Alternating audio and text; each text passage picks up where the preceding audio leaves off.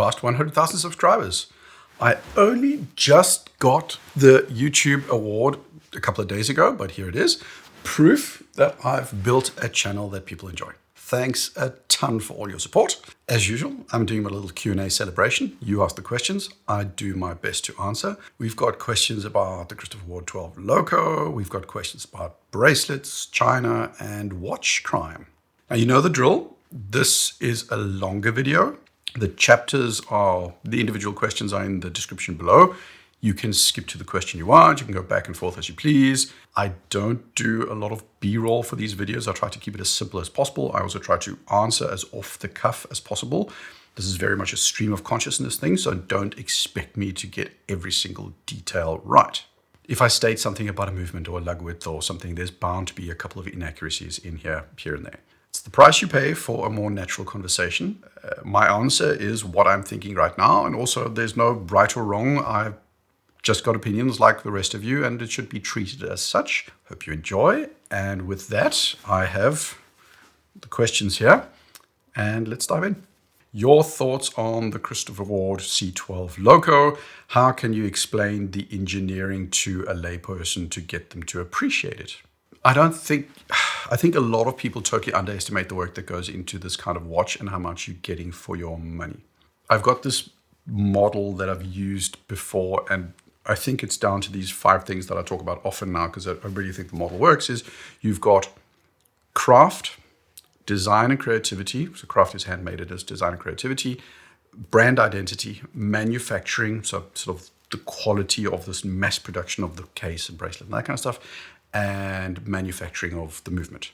These are the 5 things. I might have a 6th one called quality assurance, but let's just keep it to the 5. There's a couple of things that have become sort of clear to me over the last couple of years when I go through YouTube and all the comments, and I've gotten more into this hobby. A lot of people vastly underestimate the value of creativity and design. So a brand like Studio Underdog gets this a lot. People who just say it's just some colors, and it really, really isn't. There's a creative skill that went to a watch like that, and just boiling it down to it's just a colored dial totally underrates the creative effort that goes into that kind of watch. Unsurprisingly, people also tend to undervalue or not discount the identity of the brand, and it's, the Rolex premium. I'm more fine with this because it's more of a value assumption. So people are like, you're paying a premium for the name. Yes, you are. And then there's the whole manufacturing piece. And I think a lot of people conflate cheaper watches with being basically manufacturing only. A lot of people assume that all watches are the same quality, and there's a real strong lack of nuance, especially when you get to the cheaper watches. You see it a lot with comments like, I get 90% of a Rolex in a Chinese brand for 10% of the cost. And I think there's some things that get lost in that conversation. I think they massively overstate the 90%. They ignore that it's an NH35 movement, which compared to any Rolex chronometer movement is, relatively speaking, garbage. And it's the same for a whole lot of other things. The other thing is getting from 90% to 100% or from 99 to 100 is the expensive part. If you're a world-class cyclist, getting to 90% is easy. Getting to 100% is really, really hard. And I remember it was a couple of years, but just 10, 15 years ago, there was a British cycling team that hadn't really been anywhere, and then they got a coach. There was a whole sort of reason why they did well, but his sort of approach was, how do you get 1% better? So get 1% better on the weight of the frame of the bike, get 1% better nutrition, get 1% better on your tread to get 1% more watts. And that kind of approach is insanely hard, and that's where the cost is. And I've seen a lot of watches by now, and I've talked to a lot of watchmakers and manufacturers and designers, and there are so many comments that sort of boil quality down to it's polished just as well as Rolex. And those statements are both simplistic, and I think they're wrong. They're simplistic because polishing isn't necessarily the hardest part of everything being done. And 2, there are specific polishing techniques used for different reasons that lead to different results, and most people can't tell the difference. There's also the whole, someone in China could totally do this, and absolutely, yes, they can, but mostly they don't. They make a copy of a Seamaster 300M without the helium escape valve. Why? because the helium escape valve is part of the cost between the 90 and the 100%. They don't want to spend that kind of money. Their goal is to produce something as close to the original as possible for as little as possible. The 90 to 100% space is something they actively choose not to do. I know this is kind of rambling, but I've got a point. I've got a friend, she's a high-end hairstylist, and she can spot an expensive haircut from a mile away.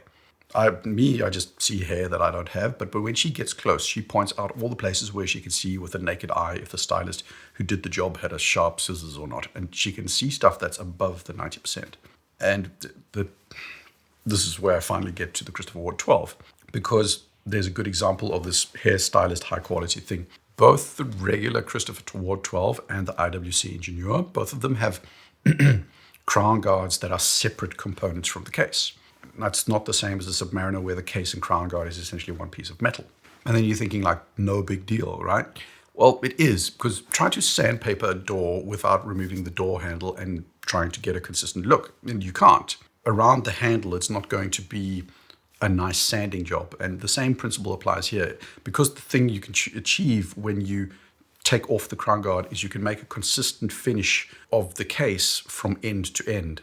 And it can potentially, if you choose to, make a better finish, but it also adds to the complexity, because now you have to mill two components and they have to fit together. All that, so two components, polishing one, polishing the other, matching them, that overall increases the cost, increases the price.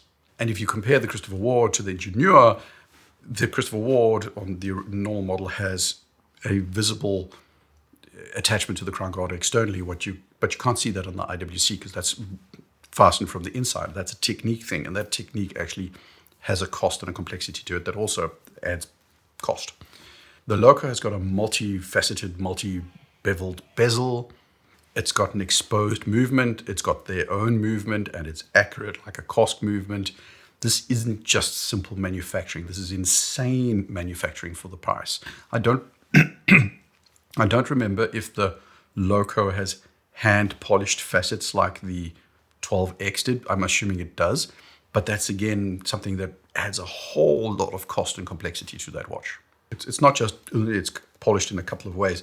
There's so many more things and many more steps, and some of them are hand-done and some of them machine-done. But just the number of extra steps adds for a better quality and also more cost going into the building of that watch. I don't know this for a fact, but Christopher Ward usually say they don't go above, like 3 times the cost price when they put their sales price in. And I would put my money on the fact that this watch is being sold at less than 3x, simply because they don't or can't make it too expensive for a Christopher Ward watch. And that, I think that's how much is going into that. The level of manufacturing that you're getting there is way above what most people really understand really goes into it. You can love the watch, you can hate the watch. I don't really care. I mean, that's up to individuals, but the amount of technique you're getting for the money is staggering. And the same goes for something like the Formex Ceramica. There's a lot of manufacturing technique that goes into these kinds of watches that, relatively speaking, is really, really good price. Does size matter? Yes, of course, but the measurements might not. I think that aesthetics are in part objective and in part constructed. And by objective, I do think there's almost a law of nature where something feels wrong, sort of like, the golden ratio and rule of thirds and all those kind of things. If you put a 200 millimeter watch or a 200 millimeter anything on your wrist, you can go to the deepest, darkest depths of the jungle, and someone is going to stand there with their spear and say that thing looks a little bit big on your wrist. So I think there's an objective thing to what aesthetically kind of works, but I think that range is fairly wide. I think the second part is there's a construct as well. So, baggy pants were a thing, and now they're not. Skinny jeans were a thing, and I think they're not anymore. Right now, smaller watches, so somewhere between 38 to 40 millimeters and 47 millimeters lug to lug, is what's the approved construct. That's the bar a lot of things are getting measured against. And to me, I think for most people, the objective space for a watch is anywhere between 33, 34, maybe 32 millimeters and all the way up to 46, 47, 48 millimeters for most men. Anything within that space is okay, objectively on balance at least. And there's also thickness and other things, but the rest is construct and what you feel comfortable with. So you put it on, you listen to what others say, and then you wear what you feel is right for you. I wear some watches that are 46, 47 millimeters. I know people look at them and it's like, it's too big for you. And I often look at some watches, I think they're a little bit too large, but sometimes I'll wear them anyway. And it's not, I'm still happy with them. If you were getting your start in the corporate world today, what watch would you look to buy? I live in the Nordics. The whole buy a cool car and a cool watch to impress people at work is not really that much of a thing, at least not in the circles I frequent. I know it's different in the US and in other cultures, and honestly, the only reason I feel you should buy a watch is because you like wearing the watch. The watch you should buy is the one you like. Now, if you want to buy a watch that will make you fit in, then fine, do it. Everybody else, if they're all buying Rolexes, then get a Rolex. I don't know if that's a thing at Morgan Stanley or some other pretentious consulting firm. If all of that seems wildly extravagant to you, then there is an out. Buy a cheap vintage watch and tell people it reminds you of your father. People will instantly accept that it's not some sort of show-off piece and will accept that you're wearing something that has an emotional connection. And yes, it's lying, but it takes off all the pressure you might be feeling to fit in. Personally, I've never given a flying fart for what people think of my watches. I wear what I want to wear, but wear what you want to wear. What business approach do you see as the most effective? Big bang announcement, so watches and wonders style, or scattered releases spread across the year? And which brand do you think would benefit the most from moving from the one to the other? You know what? I've got so much respect for marketing and how hard it is. Because you've got mainly three things you can work with. You've got brand marketing, you've got product marketing, and you've got growth marketing. And what's the difference? Brand marketing is just that. It's the stuff you see all year round. It's the ads of Omega and some celebrity at an airport. It's Daniel Craig walking around on the runway with watches. It's Federer, that kind of stuff. It's all about building the story of the brand. Then you've got the product marketing, which is of course connected, but it's here's this cool watch, isn't it lovely? We've just released this thing, isn't it amazing? And then you've got growth marketing, which is basically about if you buy this watch right now, we'll give you a discount. You don't see a lot of growth marketing in watches at all or in the high-end brands. Rolex does both product and brand. Omega does product and brand. Rolex goes big bang. Omega goes for the gradual release schedule. And I'm not really sure it makes much of a difference. I think you have to remember that marketing is working within the constraints of the actual product. The reason a lot of people got excited for the Christopher Ward Loco is because it's new and it's cutting edge for Christopher Ward and it's exciting and it feels like a special release. And it was the same with the Lumiere and the Bel Canto. And if you contrast that to Rolex or Omega, Rolex was exciting with the Land Dweller, but the rest is just color updates. Largely, it's the same with Omega. It's another Aquaterra or a Seamaster or a Speedy with a new color dial. It doesn't really matter whether they go big bang or not. When the products are just minor updates and dial changes, we're not going to get super excited. But I don't really blame the brands. I don't think it's necessarily fair to expect that Rolex releases an entirely new product line every year. And the same goes for Omega. It's just not reasonable. That would be too costly. They do just need to move some Seamasters and Datejusts for the most part. And right now, CW, they're on a roll. Not because they're necessarily better than the rest, but because they've got products that are so new that it feels appropriate to shout it from the rooftops. For a while, Tudor was also on a roll where everything felt new and exciting. But even Tudor are getting to a point where their lineup is so complete and so fully fleshed out that it's more and more just becoming a question of, hey guys, here's a new color and this one's pink and this one's blue. And look, it's daring. It's like, you change the color. It's cool. It's fine. It's a nice watch. But I mean, the totality of the changes is not a lot. And I think that's where a lot of brands need to do some work, because I do feel that sometimes the noise around an update isn't aligned with the magnitude of the update. I think a lot of brands launch dial updates and spend money on marketing as if it were the second coming, and it just isn't. I think brands need to be better at knowing when to turn the dial up to 11 because it really deserves to be 11, and when to turn it to a 6. I hope that makes sense. I've got $13,000 to spend on a watch. How do I get something that won't lose half its value once I walk out the door without buying a Rolex? You don't. Watches don't hold their value. The curb tax on everything except for most Rolexes, some Pateks, some APs, and some Jeans is big all the way around. Anything from a brand with a below 10K starting point, Omega, Jaeger Ultra, Tag, Tudor is going to drop the moment you step out of the AD. Some drop more than others, but they all drop. The stuff that drops the most, though, is typically anything with precious metals. That applies to Rolex, it applies to Lange, Jaeger Ultra. A Lange one is like 50% below retail after a year on the market.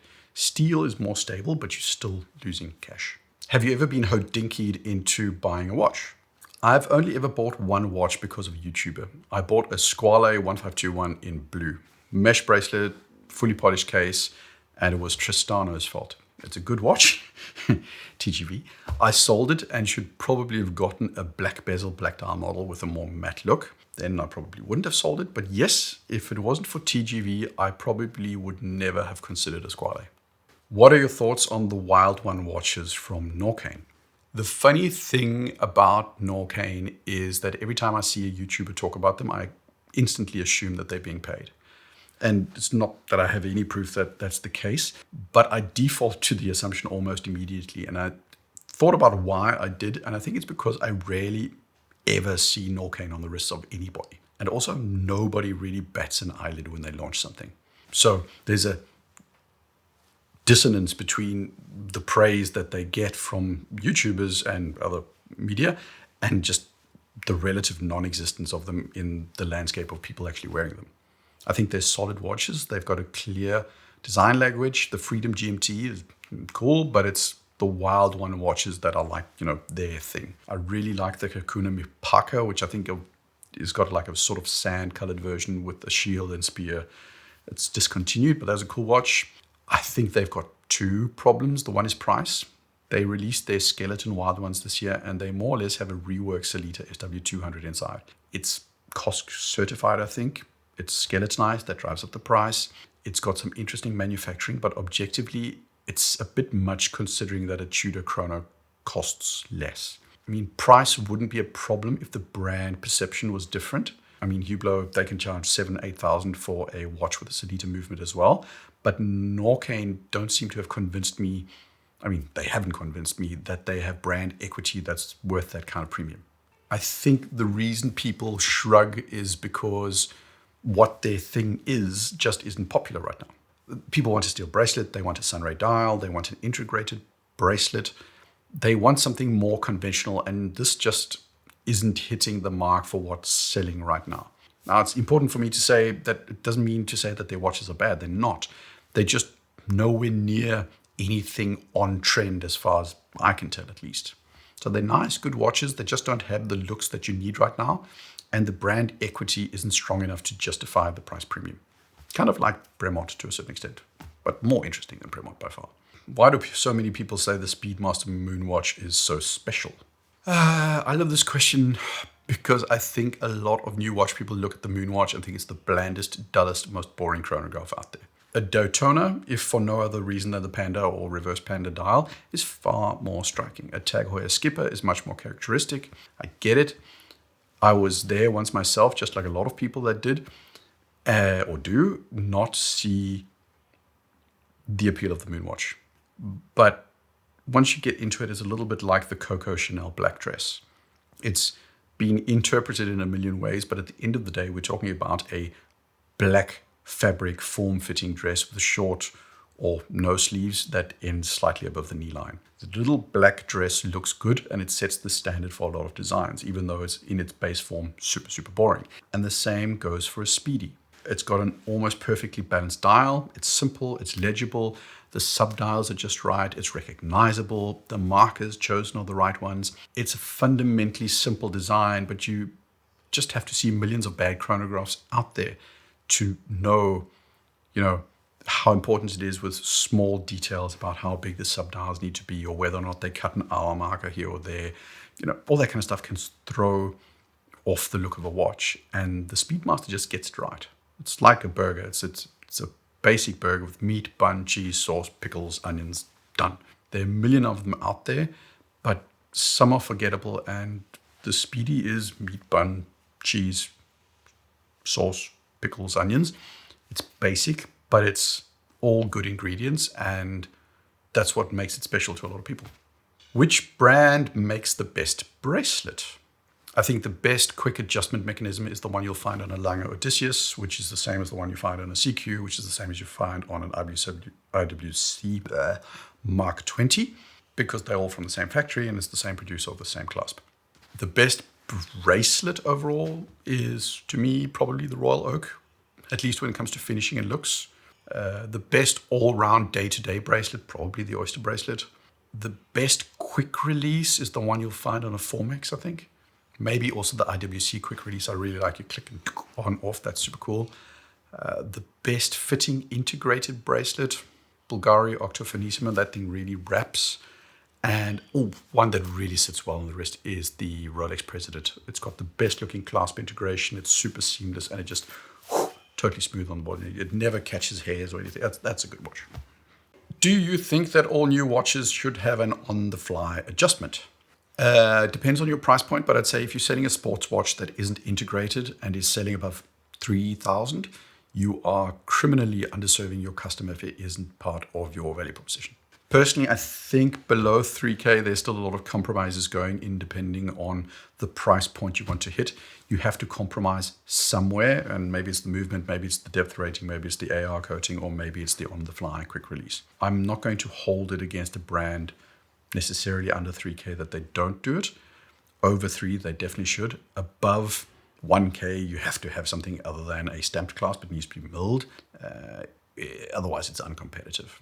When it comes to integrated bracelets, I would say no. I don't like the way it's implemented on most butterfly or deployed integrated style bracelets. There's always this little gap that annoys me. The whole point of those kind of bracelets is the seamlessness you're trying to achieve, and that little gap, which you often get, is just not a good compromise for me. I'd avoid it simply because I think aesthetic is more important in that specific scenario. To me, it's like going to a Michelin restaurant and asking for ketchup. What's the difference between a true watch enthusiast and someone who collects expensive watches for investment or showing off? Legitimate question. Again, just an opinion. I think the difference is in the people who are looking at that person. And sure, some people buy Ferraris to impress people, and some people buy multiple Ferraris to impress people. Other people tinker with one Ferrari for years and years. Is the one a collector and the other just a consumer? I mean, who cares? For me, I try not to judge people's reasons for owning or collecting or having an interest in something.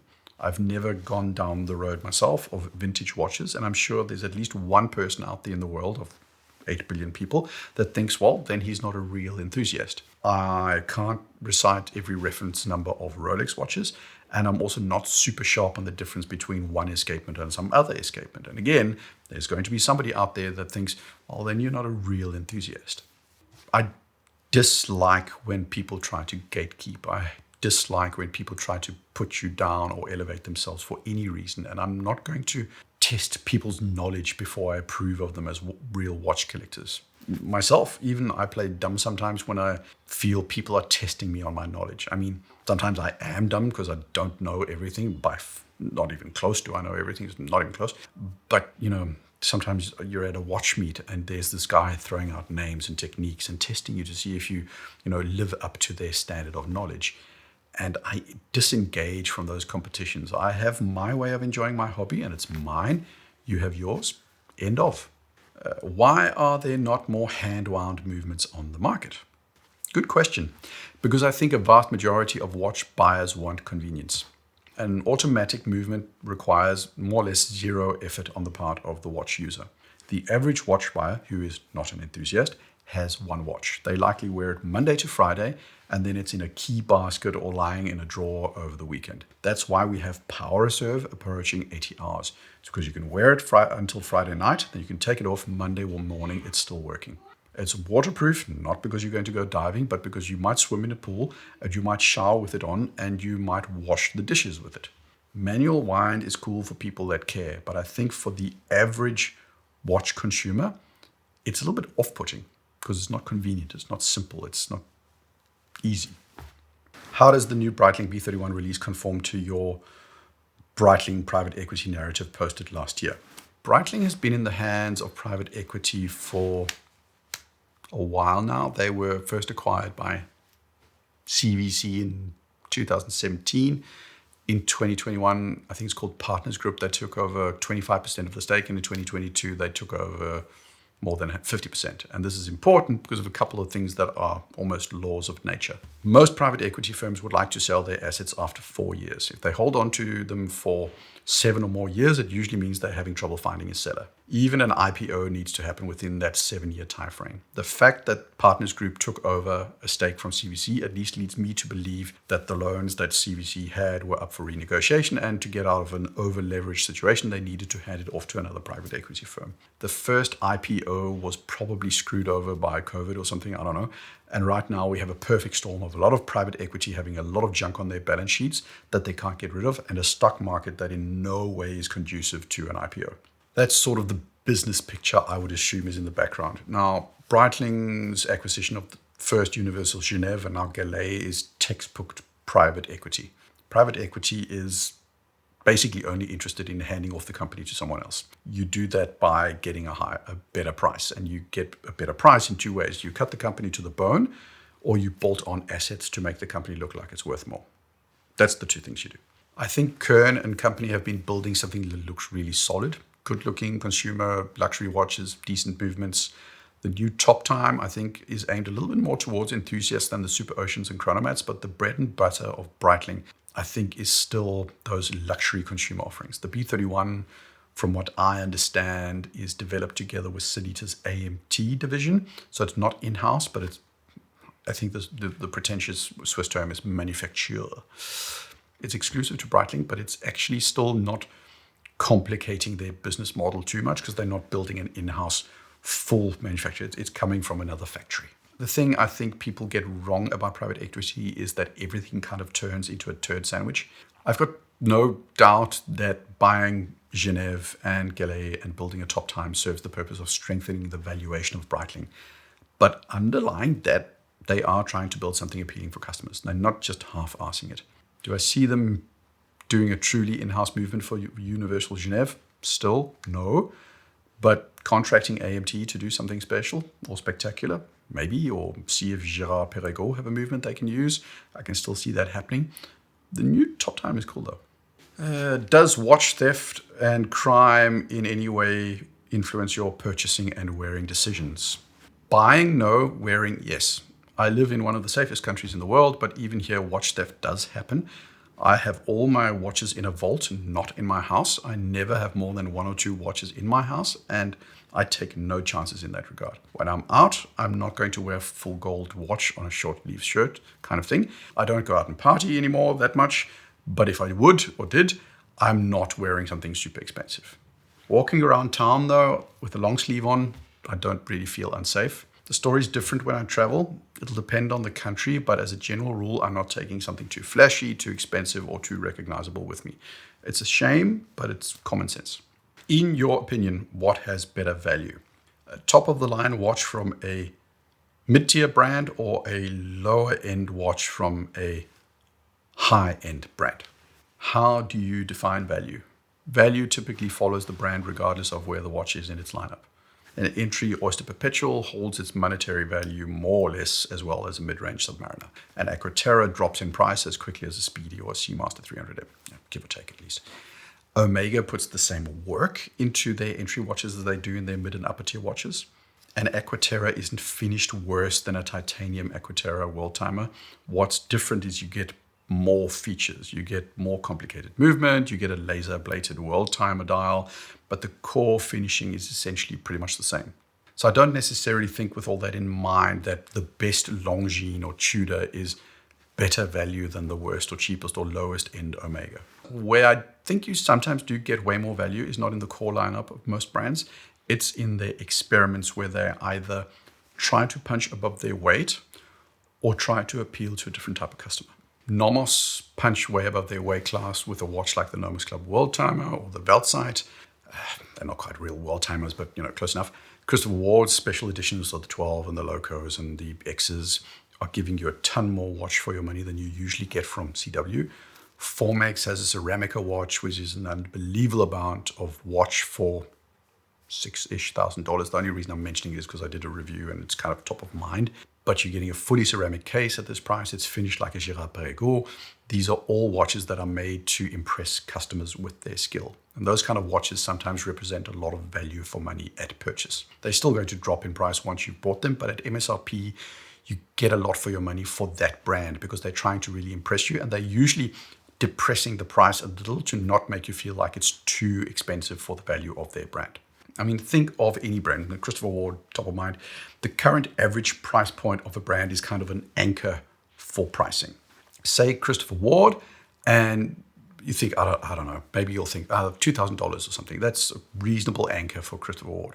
3 is okay, 4 is pushing it, 5 is wild, 6 is just not reasonable relative to that anchor, almost regardless of how good the watch is. I don't know the exact cost profile of a Loco or Ceramica Formex, but I'd assume that they're pushing the limit relative to the anchor that consumers have, and there's a not insignificant likelihood that the brand is lowering their multiple or profit on that specific watch in terms of percentages to sell it, but also to push the anchor to a higher point over time. In another direction, there's watches like the 56 from Vacheron. It's there to entice entry buyers to Vacheron. And considering that it is a Vacheron, you're getting a really, really reasonably priced watch. I think the steel base model is 12,500, and Jaeger-LeCoultre is Master Ultra Thin is about 10. The JLC has an in-house movement. I think the Vacheron is a manufacturer movement from a Cartier base. I think it is, but I'm not being picky. I still think the Vacheron is the one to get. For 2.5 more, it represents more value for a Vacheron than it does 10 for a JLC. Those are the kind of watches I think you should look for if you want sort of punching above their weight kind of watches. Those that have special deals for entry options, or those upper end, look how impressive we are watches. I think there's potential, not always, but there's potential for getting a lot of watch for your money from that specific kind of brand when they do that. Do you like modding, or have you ever considered modding a watch? No. Well, yes, I tried with an SNZH Seiko, which a lot of people use to build a 50 fathoms mod out of. I just don't really have the patience or the skill for it. I do RGB lighting on my PC, but that's about as far as I go with modding.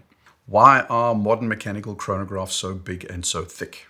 Modular movements are really common, is one part of it. It just makes them thicker because you've got one move and then you put everything on top and just makes them thicker than making an integrated movement. The second is brands want to get the most mileage possible out of their movements, so the incentive to develop a new movement isn't really that big.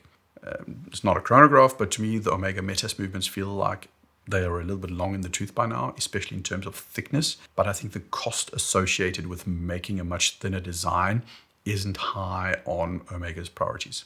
The longer you can keep a movement in production with minor changes to the architecture, the more money you make once the initial R&D investment is recouped. Please tell me where I am wrong.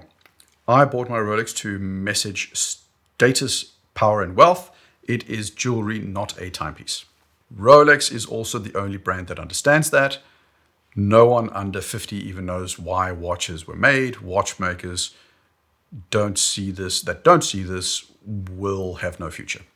Several parts to this. Yes, especially to non-watch enthusiasts, a watch is jewelry. The technology and the way they are branded as tools is in large part to make this jewelry socially acceptable to men. Go to RP Strength, and he'll essentially say the training a woman should do to get in shape is the same a man should do. It's heavy weights, train close to failure, full range of motion. But the branding for men is buffing and definition, and for women it's toning and shaping. Women don't buy watches because of the Gauss rating. And I don't agree that Rolex is the only one that understands this. A lot of brands understand this. They just shape their story a little bit differently. Tudor's more manly than Rolex. It's more of an everyman kind of thing. JLC is a lot more cork sniffing and elitist. Rolex is for the guy who flexes his wallet. Patek is for the guy that flexes his power in the boardroom. All of these brands know, they just approach it a little bit differently. Rolex probably does it the best, but they're all kind of aware of it, or most of them are aware of it. I think a lot of brands made the mistake of thinking they were competing with smartwatches, and I don't think you can.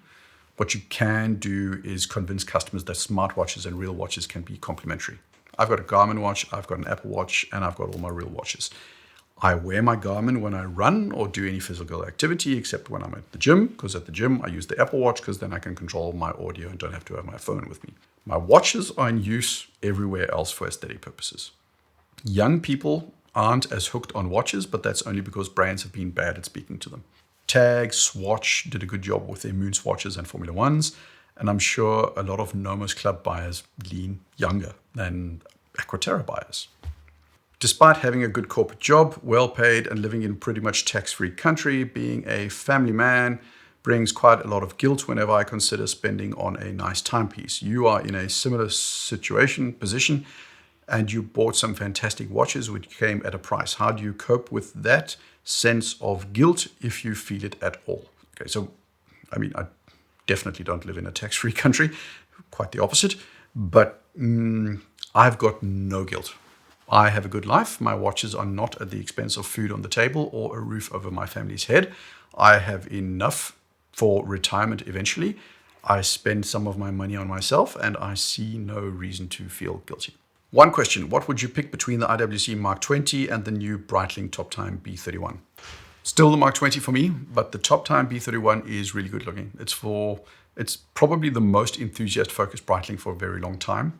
A lot of their stuff is more clearly consumer-oriented. They haven't sort of courted the enthusiast community in the way that some other brands actively and explicitly do, but the 31 seems like they're nodding in the direction of enthusiasts just a little bit more than they usually do. What is the most important factor you consider when adding a watch to your collection? Will I wear it? Does it add something to my collection that my collection doesn't have?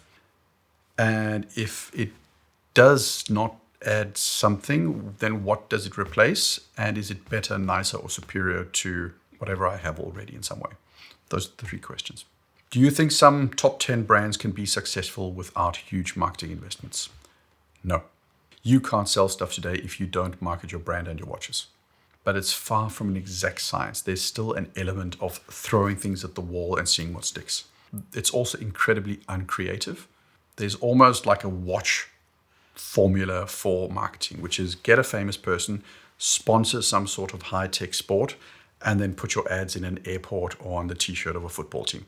Obviously, it's more nuanced than that, but it does feel this way sometimes. So for me, having to spend money on marketing is a given, but trying to be creative and not just doing what everybody else does is the key. And how do you stand out without taking too much risk? And that's the key question, and I don't have the answer. Why do Omega movements get talked about as being so much better than the Tudor movements? They get talked about because of marketing. Simple as. Omega was the first with Metas. Omega is bigger. Omega really pushed the quality of their movements as a selling point, and they are good. And that's stuck with people. Whether or not a Kinesi movement is better than an Omega Metas is a question for the watch nerds, and also will take time to see if they're as reliable over time. I think the only thing Tudor can realistically achieve is being perceived as good for less than Omega. Their price point, the fact that it's just Metas, means that they can't be perceived as better, but they can be perceived as the same for less. And that's pretty powerful as well. And it puts pressure on Omega to innovate, to regain the we are the best position. Omega doesn't have a unique selling point for their movement anymore because Tudor is there. And that's good for competition. Name 2 watches from Sinn and Nomos that you think are your favorite ones. U50 is my personal favorite, and the 903 ST2 is also way cool. For Nomos, Weltzeit, my favorite, no question. Which are your favorite display case specs? For example, sub 1K, 3K, 5K, 10K, and 20K, and so on. Thank you, and congrats, Mike. Thank you. Thank you too. Under $1,000 on pure looks alone, I actually think the Seagull ST1901 movement is pretty nice. Manual wind movements just generally look cool and are much more interesting than pretty much any custom rotor automatic Sellita model. You'll find it in the Seagull models and a couple of other brands. Under 3K, I think the Yema Superman Slim in-house manufacturer, CMM 3.0, 2.0, is super cool. It's an in-house manufacturer, it doesn't matter.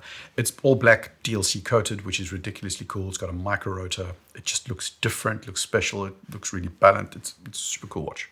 Under 10K, Dawn, Bluth, and Sun have a model. don't know the reference number. It's a small seconds movement that looks really cool. The Moon Watch, so the 381, 3861, I can never remember, but the new model is super cool. And above 10K, CQ panorama date looks really great. The Glashütte pano inverse is also really cool. I think you've got, double swan leg regulators, engraving, all that kind of stuff. I've got a soft spot for the IWC Perpetual Calendar Portuguesa.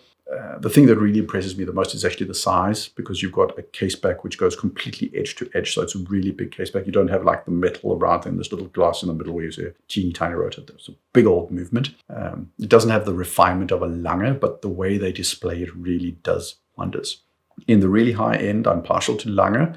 I love their old-fashioned way of finishing, without the technical terms, just the squiggly bits and the doodads. I like that kind of look, and they are really good at it. Honorable mention goes to a Jean Rattrapante chronograph. That guy seriously knows what he's doing. And if you're going sort of off the beaten track in the sort of more technical space, MB&F and their legacy machine, Perpetual, really cool. Are you seeing anything happening with regards to tariffs and higher prices yet? Rolex has raised their prices in the US by 3, 4, 5, 6%. I know a lot of direct-to-consumer brands have also done that.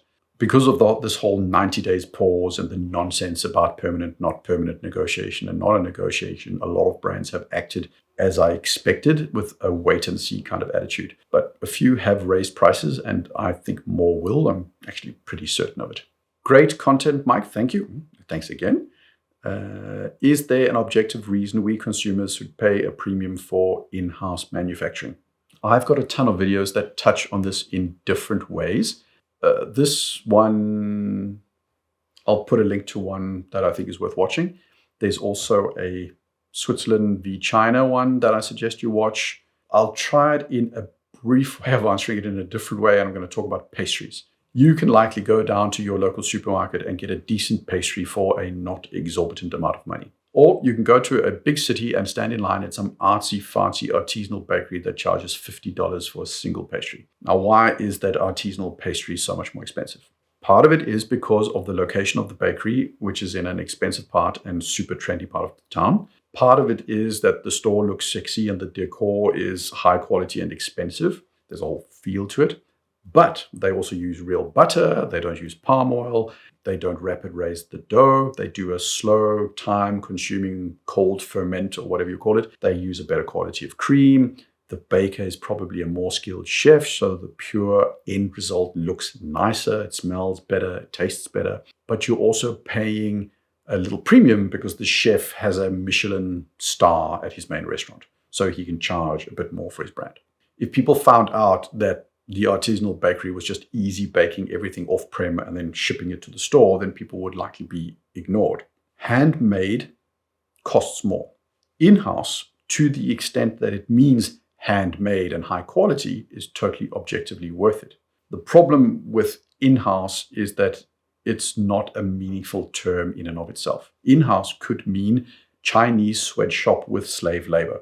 They all did it in the same sweatshop, so it's in-house. I don't like the term in-house, but some brands actually do take the time to make better pastries, and because they have full control of the production, they can get everything exactly in the way they want it. And that can lead to a better product, which can lead to something you're willing to pay more for. Which brands would benefit more from a larger marketing budget? There was another marketing question earlier. I think I'll answer this in a slightly different way. Any brand that starts with thinking about the marketing first is on the wrong track. Steve Jobs was right. Start with the product.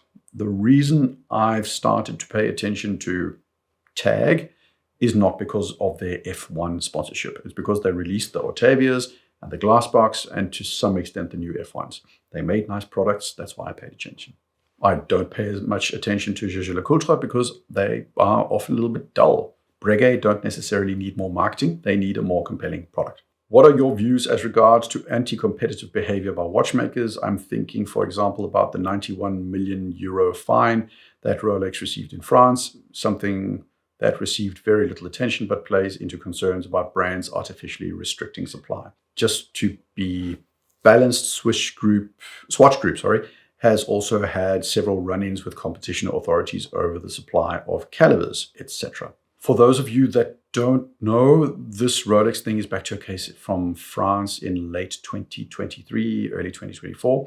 A retailer sued Rolex for two things. Rolex was not allowing the retailer to sell Rolex watches online, and they claimed that they sued them, stating that Rolex also engaged in price fixing. Rolex won on price fixing, and so basically the court said they're not price fixing. But they got a fine for not allowing watch online sales. It's something like 91 million euros. Swatch have been in the spotlight for restricting access to ETA calibers outside of the Swatch group. My thoughts are all companies try to game the system, and that also includes anti-competitive behaviors. I worry less about it in Europe because this is actually one of the things where I explicitly trust the EU. Big companies not behaving right is something we're really good at clamping down on in the EU. As for Rolex and them not wanting to sell their watches online, I understand why they don't want to, but there's no doubt to me that Rolex exerts so much control, which is either on the edge or over the line in a lot of instances. Retailers want Rolex in their windows so much that there's a power imbalance to the benefit of Rolex, which can lead to a less than optimal behavior. As for Swatch restricting ETA access, I think it's short-term thinking. Sellita benefits, and as Chinese movement manufacturers start to make better products, it'll just shift demand from ETA to somewhere else. And I think specifically I see this as a losing proposition for ETA. Why don't the watch media, including you, Mike, discuss ladies' watches more often? Because there's little to no audience for female enthusiasts. I didn't start my channel thinking it would be only focused on men, but 98.9% of my audience is male. I'm really grateful for the 3 women that are my subscribers, but nerd behavior, whether it's watches or Macklin trains or Gundam, is a massively gendered content. Some people think that the Christopher Ward straight up copies Czapek. Do you agree? No. Some people that worked on the Antarctique have been employed at Christopher Ward as well. I think the overlap to me explains a lot of the similarities, just like the overlap between a Nautilus and an Ingenieur is explained by the fact that they were drawn by the same guy. Originality is a really difficult thing to get your head around sometimes. There's, stories about why the Porsche and the VW Beetle look so similar. The original concept for Small People's Car, I think, was designed by a Jewish guy, Joseph Gans, maybe something. Gans, yeah, probably. But from there, I think it was Ferdinand Porsche that developed on the idea into the Beetle. So the Porsche guy didn't start from a blank piece of paper. He clearly looked over other designers' shoulders, and that in turn turned into the Beetle, and then there was the Porsche and the whole nine things. Then you've got the story of a suitcase on wheels. Usually that invention is credited to some guy in the 70s, forget his name, but it turns out that there was actually a woman all the way back in the 1920s who actually came up with the idea before him. She didn't commercialize the idea. It was mainly for herself, but he's the one that gets credited. For me, I use the word copy as a partially, sometimes derogatory term for something that's lazy, something that doesn't add anything new and doesn't stand on its own merits. And I don't really think that's the case for the Christopher Ward. Some people are going to disagree, and it's not like there's an objective truth, but to me, there's enough between the CW and the Czapek to stand by my belief that they are sufficiently original in their own right. You are free to disagree if you don't feel that way. Again, it's a perception thing. Will a truly American-made watch be attainable in the next 10 years? Mass market? No. Watches are not really that big an industry, and the scale needed to be competitive in price, I don't think is there for an independent US manufacturer. In 10 years, you're not developing the amount of talent stateside that's needed to service a scale that's profitable. And with the cost of manufacturing and salaries, I don't see an American brand in the mid-range being particularly competitive. When making a bracelet on a watch smaller, do you remove the same number of links from each side of the watch, or do you remove all of the links from just one side? I actually spoke to a couple of watchmakers at ADs about this, and they had a point that I never really considered. Most people take off the links so that the clasp is more or less, in the middle of the underside of your wrist. But the people I spoke to said there was another consideration. Well, actually two, but the one consideration was it's about the weight of the case and how it balances. You want to adjust the placement of the clasp a little bit to the left or the right from center, depending on how much the case rotates or slips around the wrist. And that depends on how heavy the head of the case is. Moving the clasp a little bit left and right actually counteracts that. And it does work. They've done it for me several times. It does make a difference. The other consideration that they all consistently say is gold bracelets need to be much tighter in fit than steel because that generally counteracts them becoming looser over time. The looser a gold bracelet is, the looser it will become over time. If you've had a day date or something like that sized ever on your wrist, you'll notice they suggest a much tighter fit than you might be used to. Have you ever got to the point where there are lots of interesting watches, but none that you really want? I've actually been there on and off for a while. It's a bit of a downside to this YouTube thing. I see so many watches now, and I'm really in the weeds of details, and for periods, it's had this effect on me of not really being able to appreciate watches as much as I would like to. This YouTube thing and my exposure to new releases does mean that I'm less prone to jumping on the hype train of a watch. It's much harder to impress me. But having said that, Chopard Quattro, I want it, can't afford it, never going to happen. But that's a watch that reignited my interest recently. Have you gotten any perks from being a YouTuber or watch tuber? I've got my cardboard 100,000 subscriber plaque thing. It's not made out of metal. It's not particularly solid, but it's still cool. I'm happy I have it. As for perks and gifts from brands, I consistently say no. I always send the watches back. I don't want to go down that route. I don't feel the need. It's cool that I get recognized every now and again, even though I get completely embarrassed every time. But yeah, no, nothing really, no. Oh wait, there is one perk. And the perk is my wife lets me talk more about watches because this hobby is kind of a thing now. And that means she accepts that it takes time, which she didn't before. Can you explain further why you didn't like the Explorer 1 in the end? For those of you that don't know, I bought the Explorer because I thought it was a cool watch. Well, I thought it was supposed to be a cool watch that you were supposed to like. Then I wore it for a while. I didn't like it that much, never wore it. And then I sold it within a year. I feel it's dull. And for me, it's what a lot of other people feel about the Speedy. It's a nice watch, but to me, its simplicity comes across as a bit bland. This whole story of whoever walked really close to a mountain but didn't go up it with it has never really resonated with me, and I just can't geek out about the significance of the change of where they moved the Explorer text, from below to above the, from the 6 o'clock position to the 12 o'clock position. It's just not me.